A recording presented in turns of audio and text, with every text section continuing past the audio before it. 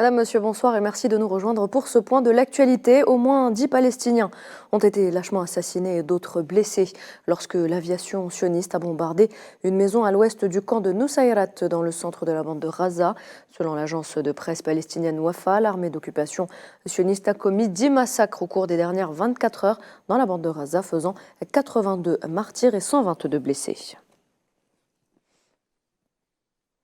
Depuis le début de l'agression sioniste le 7 octobre dernier, le nombre de martyrs est passé à plus de 30 960, principalement des femmes et des enfants, et 72 524 blessés, tandis que des milliers de Palestiniens restent sous les décombres et les blessés sur les routes où les forces de l'occupation empêchent les ambulances et les équipes de la protection civile de leur porter secours.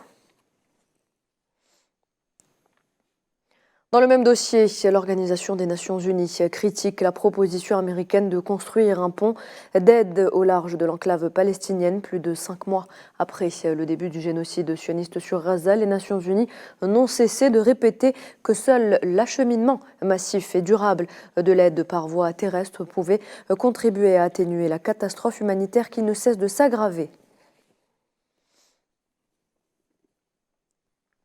Et le président turc Recep Tayyip Erdogan a multiplié ses discours contre l'entité sioniste, qualifiant le Premier ministre Benjamin Netanyahou et son gouvernement de nazis d'aujourd'hui. S'exprimant lors de la réunion d'une fondation scientifique à Istanbul, Erdogan a comparé l'administration de l'occupation sioniste au régime des dictateurs de la Seconde Guerre mondiale. Il a également affirmé que la Turquie avait envoyé 40 000 tonnes d'aide humanitaire à Gaza. Et en soutien au peuple palestinien, des centaines de manifestants se sont rassemblés ici dans le centre de Londres pour appeler à un cessez-le-feu immédiat à Gaza à quelques jours du début du mois sacré du Ramadan.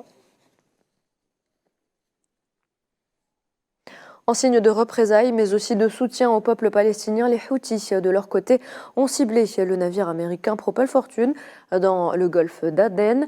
Selon leur porte-parole, les Houthis affirment avoir également ciblé un certain nombre de destroyers de guerre américains en mer Rouge et dans le golfe d'Aden, avec un total de 37 drones. Dans l'actualité également, le représentant permanent de l'Algérie auprès des Nations Unies, Amar Benjama, a salué, au nom des membres du groupe A3+, composé de l'Algérie, du Mozambique, de la Sierra Leone et du Guyana, l'adoption par le Conseil de sécurité de l'ONU d'une résolution appelant à un cessez-le-feu immédiat pendant le mois de Ramadan au Soudan, y voyant une étape importante qui ouvrira la voie à un Soudan pacifique et stable. Le président du Parlement libyen, Aguila Salah, devrait parvenir à un accord sur la formation d'un gouvernement unifié pendant le mois sacré du Ramadan. Dans une interview accordée vendredi à la chaîne de télévision libyenne Al-Mustaqbal, Aguila Salah a averti que l'incapacité à organiser rapidement des élections et à former une autorité unique constitue un danger pour le pays et exacerbera la division institutionnelle dont le pays est témoin depuis plus d'une décennie, estimant que la solution à la crise dans ce pays consistait à organiser des élections présidentielles et parlementaires pour unifier le pouvoir. Et puis au Burkina Faso, des dizaines de terroristes ont été neutralisés vendredi par les forces de défense de sécurité du pays dans les régions du Sahel, du centre-nord et de l'Est.